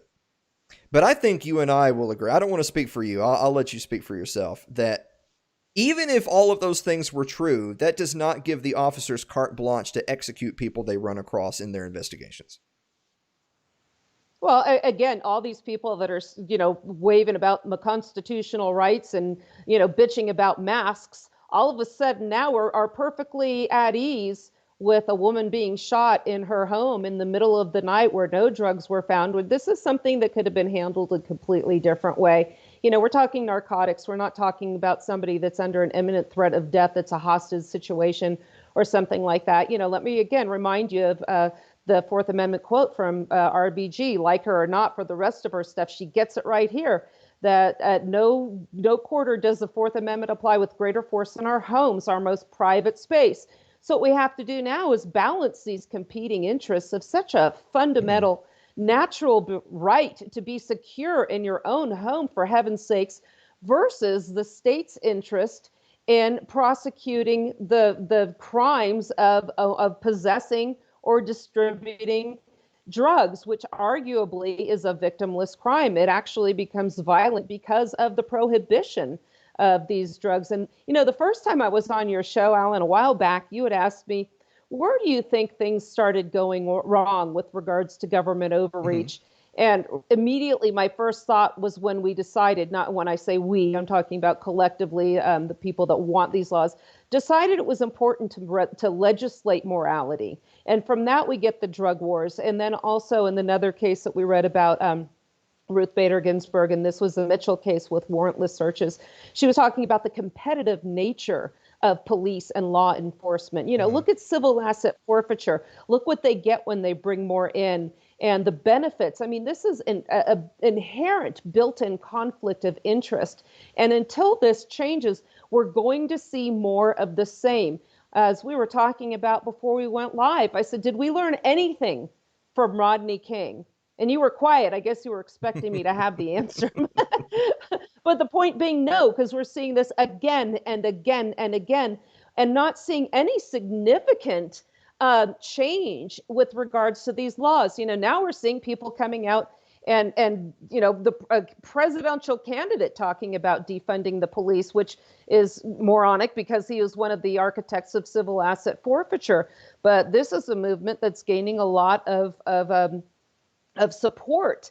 And the problem is, if we could scale back significantly amount of laws and issues that would require police law enforcement intervention, I submit to you, we'd see a lot less of this. How many people are harassed or getting pulled over for a sticker off of their car, their vehicle impounded? And that costs out here in Park City in Summit County, that'll cost you $2,500 if your sticker's outdated and they take your car away from you. How many people have been harassed in these situations and then have finally had it? And then you see people in your community getting shot, getting killed in their homes. And then they said, okay, just chill. Let's trust the system. And then garbage like what happened today happens. Yeah. Well, I know that you and I before the show had discussed a little kind of just thinking rhetorically about what some of the fallout of this could be. And again, the state knew what the potential fallout would be just as much as we did because they were boarding up their windows days in advance. So they knew exactly what was coming.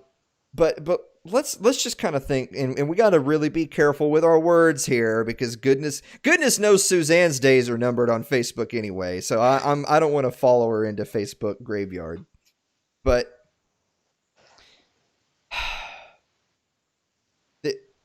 it seems to me that if people keep seeing on the news innocent people being gunned down, beaten, whatever, by the police. And, and we're really making today about Breonna Taylor. Goodness knows there was a ton of other examples. And I would even be willing to meet the right-winger part of the way and say, okay, maybe George Floyd wasn't the best poster child, although they still murdered him in the street. Maybe he wasn't, but you know what? Breonna Taylor was an excellent poster child, and they killed her too.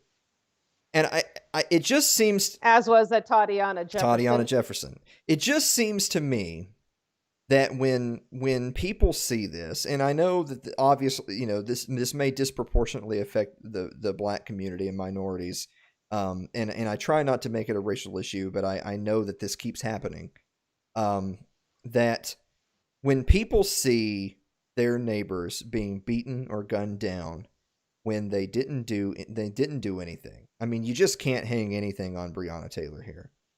Then it seems to reason that more people are going to say, well, if I get assaulted by the cops, I should just fight back, because if I fight back, there's a good chance they'll beat or kill me. But if I don't resist, there's a good chance they'll beat or kill me. So if those are my options, I might as well just fight back. And I had said to you before the show, I think a lot more cops are going to die. And I'm not saying I endorse that, Zuckerberg, but I'm saying that I could see that happening because I could see a lot of people saying, fuck it. If this is what could happen to me if I run afoul of the law, then I might as well take my fate in my own hands and fight back. And that's going to result in more violence. So I guess first I'll ask you, does that seem plausible of an explanation to you that we could see more cops being hurt or killed? And then also too, what is the one tried and true method the government always does when they're met with resistance? Oh, they try to mend their evil ways. You almost sound like you meant that. Listen, I think we need to calm down because, the Attorney General there, he had actually said, and that's Daniel Cameron, he said the decision before my office is not to decide the loss of Breonna Taylor's life if it was a tragedy. He said, of course it was a tragedy. So isn't that enough? He said, it's a tragedy. Can we just move on?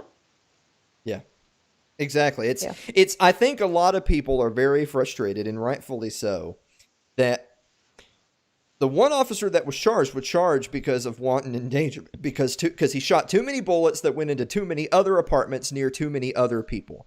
None of the charges have anything to do with Breonna Taylor. She's not listed as a victim in the indictment. She was completely unpersoned. I tell you what, if those wayward rounds had hit Kenneth Walker and Breonna Taylor and taken them both out, this would be one big nothing burger. Yes. If they were both dead, this would be one big nothing burger. If the first officer had been a little bit more judicial with his marksmanship, then there would have been no charges, wouldn't there? Exactly. Well, just something to consider. Case closed. I think that more people will get hurt, and what's very sad about this is that more people will violently resist more cops. And the state being what the state is means that they will double down with more violence on the citizenry, which will beget more violence, which will beget more violence, which will beget more violence. I'm not sitting here saying that that's what I want. It's absolutely not what I want.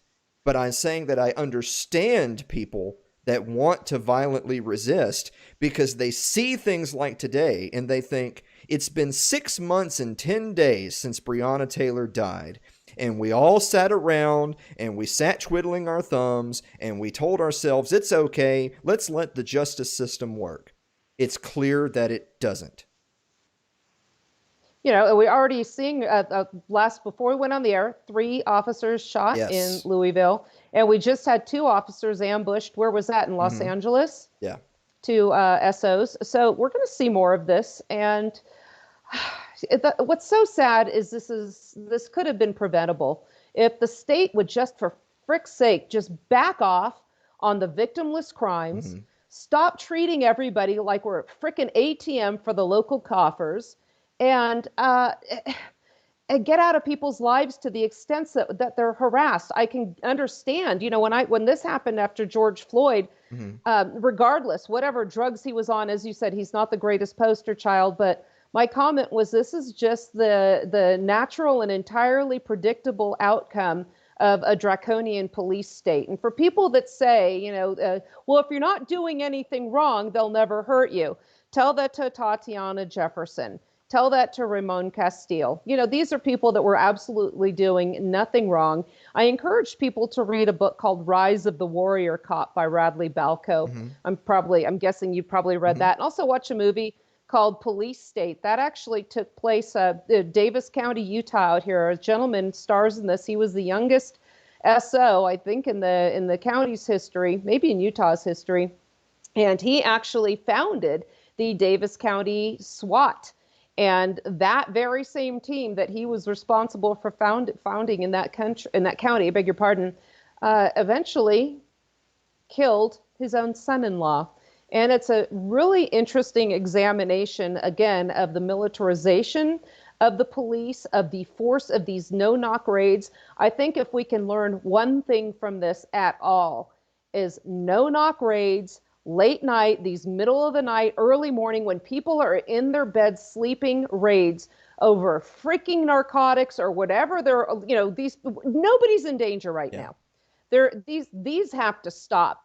Also, I think, again, I'm not saying that that they have any blame here. Just from a purely tactical point of view, I also analyze this because we have tactics and plans in place for the event that there's an invader in our home. I think anybody that wants to be prepared comes with that. And we've actually talked about that on my preparedness show, the Red Hot Chili Prepper. And, you know, we were saying if somebody's breaking into your home, and my firearms instructor, the late, great Louis Auerbach, had said, what is the number one rule in a gunfight? And of course, this was at the end of a tactical shotgun class. And I raise my hand and say, win. And he just points his finger at me and yells, don't. If you can avoid it at all, don't get in a gunfight. So what's the lesson learned that could be happening here? Well, we did learn that she was shot in the hallway, meaning that there wasn't just a common area and then a door to their bedroom. So what does that mean? That means if there's an intruder in your house and you're operating under the assumption, we don't know who these people are. They have not announced to our knowledge that they are police officers. They have kicked down our door. We don't know why. They're in plain clothes. They're not dressed like law enforcement. stay in your room, or if you've at least seen them, go in there, barricade yourself in. And I hate to say call the cops, but call so you have a record. 911, put that speakerphone on. Somebody is in my home. If they tell you there's a unit there, we need you to understand there's law enforcement. Doesn't mean what they did was right, but it can certainly diffuse the situation. And then in the event it is not law enforcement, you've got them coming down a funnel where there's only one way. If they try to get in that room, they're stuck going in through that door, and then you smoke them. But the way it is right now, he came out and he said he fired off a shot. He didn't really know what his target was. Know your target and what's beyond. So mistakes were made on both of these. He did hit. He didn't say, I saw somebody, I heard something, and I fired a shot. To me, that's not telling me he took aim and identified an intruder in the house. Going back and looking, how could her life maybe have been saved?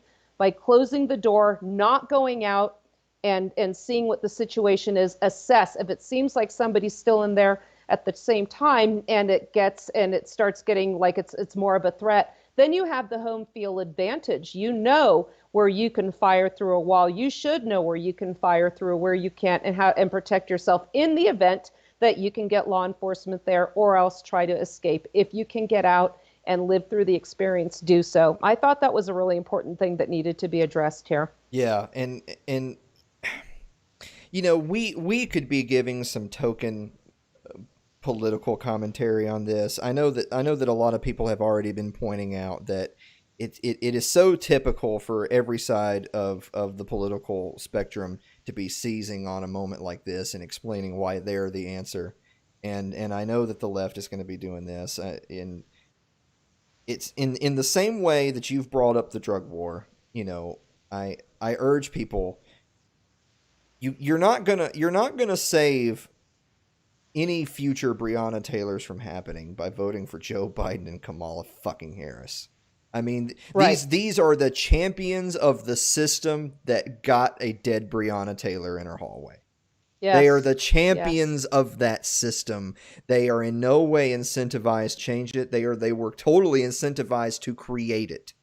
So that's not going to do it. But at the same time, I don't really want to get too much into politics, because I really want to keep the focus on Breonna Taylor herself. In that,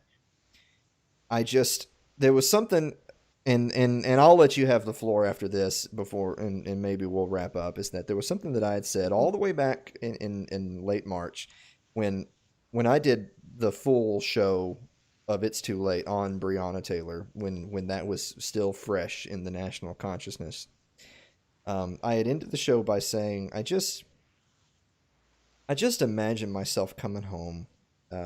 I live in South Nashville. The studio's down in Columbia. It's about an hour away here in Middle Tennessee, up I-65. And I just imagine myself coming home from the studio from work at, 5, 6, 7 o'clock, rushing home to get the episode home so I can get the stream ready, and pulling up and seeing police cars parked all over the place in front of our townhouse, and walking in and seeing our front door blown off of its hinges, and seeing my Anna Kay lying dead on the floor, and being told that, well, there was a raid, and maybe they had the right house, maybe they didn't, maybe the warrant was wrong, maybe the cops were wrong, but she's dead. And I can imagine I wouldn't care too much about the details. I'd care a lot more that she was gone. And I would want to hurt the people that hurt her. I think also what's got to be so infuriating for the family too, and why the detective Miles Cosgrave, he filed the fatal shot, but it was ruled justified, and that's why there were no charges against him. And what they said was he had no part of the planning. Mm-hmm. He was just following orders and followed established police procedures. How many frickin' times do we have to hear they followed established police procedures? Maybe it's time to change some of these established procedures. I know out here in Utah, the chokehold's actually been banned. Mm-hmm. But to say he was just following orders, really? I know that that would make you feel better if that situation, if that happened to your sweet Anna Kay. If he was following orders, the shooter didn't take any part in the planning of it, and the attorney general said it was a tragedy. I'm sure that would make you. That would be a very weak read. and I'm not going to name any names, but I know that you and I know some folks who they've looked at this case and cases like it. And that's sort of kind of what they've come to. Their conclusion has kind of been, well, it's a damn shame what happened, but I'm looking at the manual here and I'm looking at the law over here and I'm thinking, well, it looks to me like everything's up to snuff, but gosh darn, it sure is a shame what happened to old Breonna. And I got to tell you, the people that are out there on the street that are pissed off, that are saying the system is broken and we want justice, they're not interested in their justice that they're looking for is not just, well, let's rewrite a statute, because Breonna Taylor's still fucking dead. Rewriting the officer's manual is not going to bring her back to life. So let's talk about some serious justice now. And I'm going to get myself banned. I know it's going to happen.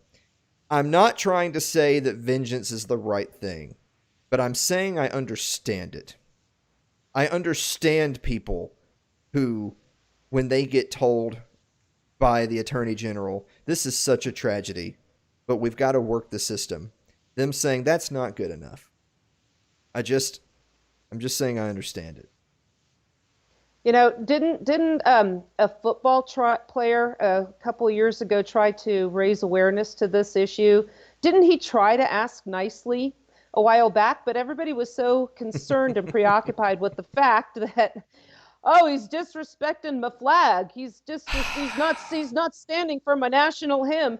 This could have possibly resulted in maybe some changes being made and prevented some of these deaths. But, you know, the law and order Americans have their values and their priorities, and changing this was clearly not enough. So, you know what? Just expect more of the same. And if it ever happens to you, well, just know that the system will work itself out. And if it doesn't happen to you, but it happens in your city, wait for your city to burn, because we are going to see more of this. And what could have been a few protests that might have started as some brush fires of freedom is now going to end up in more tyranny, more gun control, more surveillance, more police states. This is just a disaster all around. And then, so now imagine, let's say that officer bled out, he got killed. Kenneth Walker is woken up in the middle of the night with his partner, and they hear, to their knowledge, somebody is busting into their apartment. Like any man should, he got out of bed to protect his woman. Let's say he kills that officer. He was already charged. Yes, it was dismissed, but he was charged with attempted murder. Let's say the officer perished, and now he is charged and and he's convicted of murder. What has Donald Trump said that he wants to see? The death penalty for anybody that kills a cop. So by sleeping in your bed at night, having your door kicked in, doing the right thing, and protecting your woman, you could be the subject to a lethal injection by the state. Yep. It's the real tragedy here, other than, of course, the real tragedy is Breonna Taylor. The next tragedy is that every side of the political spectrum that seizes on this is not, none of those people are interested in liberty. They're interested in being right and getting the keys to the car. There's a lot of bad actors out there on the streets tonight that they're not interested in abolishing the system like you and I might be. They're interested in rebuilding it in their image. And that's very much a different motivation than what you and I would have. And vice versa, you're right. Then there's the right side of the political spectrum that, because this is what partisan politics does, you must be the enemy of the other side, because that's what partisanism is that they will say that no matter what happens, I am on the side of the law, the authorities, my cops. And we live in the real world. They can all be wrong, right? Like in the real world, you can be wrong to just simply want to seize power and enforce your worldview on others. In the same way that you can be wrong to just simply back the blue. I had made a post just a little bit before the show went on that if you're somebody that thinks that all white people are just inherently racist, then just unfollow me, because you're just dumbass. And vice versa, if you think that Breonna Taylor was some kind of a drug dealer, and yes or no that she somehow deserved her fate, go ahead and unfollow me, because hell's not hot enough for you either. I was just gonna say really quick, and I'll let you take over. Is that I don't even. You and I had discussed this, and I told you I would be perfectly comfortable coming out and saying it. I don't even identify as a libertarian anymore. You useless cucks! I swear to God. So you got the left libertarians and the right libertarians, and I see a whole bunch of left libertarians saying let's march with BLM, and I see a whole bunch of right libertarians saying, well, but the letter of the law says that the cops were justified. And I'm like, I guess I'm just not a libertarian, because y'all are full of shit. I'm going to leave me the F-alonian. You know, the sad thing also that's going to come about is how many people are going to hesitate when they really do need to do the right thing in the event of a home invasion. One of my favorite teachers for self-defense is Colonel Cooper, and he has a book called Principles of Personal Defense. And he's got 7 principles in there. Briefly, what they are decisiveness, aggressiveness, speed, coolness, ruthlessness, surprise. How many of these are you going to forego? Oh, I don't know, if that's a cop and I kill him, I'm going to get in trouble. Now they're in, and your family is about to be killed because you hesitated. Yes. Yeah, exactly. So the last thing I saw, I don't want to get too caught up in all of these crazy ass breaking news reports. The last thing I saw is 3 cops that have been gunned down now in Louisville. 1 is stable. 2 of them are currently in surgery. They're getting a little clever. So everybody knows that the rioters like to shoot off fireworks and shoot their sparklers at the cops. Some of them are shooting fireworks, and when the cops go towards the fireworks, real gunfire opens up on them. That is an absolutely, I'm not saying I condone it, Zuckerberg. Predictable. It's a predictable consequence of everything that's led us to this moment. Absolutely. Suzanne, do you have anything else in your notes? I feel like we've pretty well exhausted the Breonna Taylor specific part of the story. I mean, there's really nothing else to say other than may she rest in peace. I obviously feel so bad for her and feel so bad for her family, but I also genuinely, even if they don't politically align with me, I genuinely feel bad for people that want justice for her and believe that justice comes from the same state that delivered the injustice. If they think that the ballot box, that the voting booth and their favorite politician is somehow going to change things. And I feel bad for them too, because they're so wrong. Right. They're just in for more disappointment. They are. Do you have a final thought? Thanks for having me on here. Well, I'm sorry that it's just kind of a downer. Well, I'll have to have you on to talk about comic books next time, and then I'll have Mark come back on to talk about dead people. It's just, I don't know, guys. Thank you so much for kind of hanging out with us after the show. You know, like I said, we had our show planned in advance, and even all the way up to this afternoon, I was thinking, well, we've got a perfectly good show here, and we wanted to take a week off. But as I have said several weeks now, when covering other instances of police brutality and murder, I want to quit covering it, but they just won't stop killing people. So, well, you know, I keep seeing the memes that if parents, went back to whooping their kids' asses, this wouldn't be a problem. Shit. But you know what? A lot of those same people see the government as their parent and the police is whooping ass. Exactly. Don't you have a site for them to go to? Oh, yeah. So they can go to euthanasia.com/police brutality to get the information they need to make the right choice for them. We're here to help. Well, Suzanne, I'm gonna get you out of here on this one. I'm throwing a curveball at you. Oh no. Oh, my internet went down. Oh no. Oops. Okay, hold on really quick. In the live chat, Lal Durio says, can we go back to war with Iran? I did actually see someone point out that I haven't heard anything about terrorism in months. Between COVID and police brutality, terrorism just went away. So I guess bravo pandemic. I don't know. I don't know. I want to go back to seeing brooms standing up on my news feed. Yeah. So, have I asked you the one about grilled cheese yet? I could pretend and say no and get the answer right. No, well then that's not fair. We're not. That's absolutely not fair. Is that the one about the melt? Yes. Is a grilled cheese a melt? Absolutely not. How dare you? Because a melt has something else in there. I know. I got one right. All right. Well, we'll let you out of here on that one, guys. Thank you, COVID. Sherry, we could do one for Blake. Is Blake's animal a guinea pig? We have a lot of fun with Blake's farm animals. And I don't mean it in a gross way. I mean it like in a language way. Blake says stuff like that all the time, and he gets them. You know what, Suzanne? Just really quick, just for you, I'm actually going to pull up a picture of Blake's new animal and show it to you live here on the air. I had mentioned this in the show today, and then didn't show it. So I'm gonna see if I can find a good picture of this thing, and let everyone. Well, one of them looks like a cross between a mule deer and a jackrabbit. Yeah, that's it, with raccoon paws. What the hell is that? Yeah, so you can see it, but I'm gonna save it so that I can show it to everybody at home.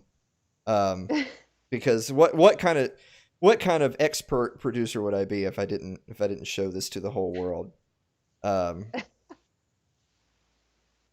bear with me. The people are still watching like, what the hell happened to this show? This is like, are they ever going to shut up? This is it. This is the last thing. I'm going to show you the new animal that Blake got. The new animal's not the kid, by the way. That's Blake's youngest son. So he went out and got one of these things. That is a Patagonian Mara. That's all. It simply is. That is a thing.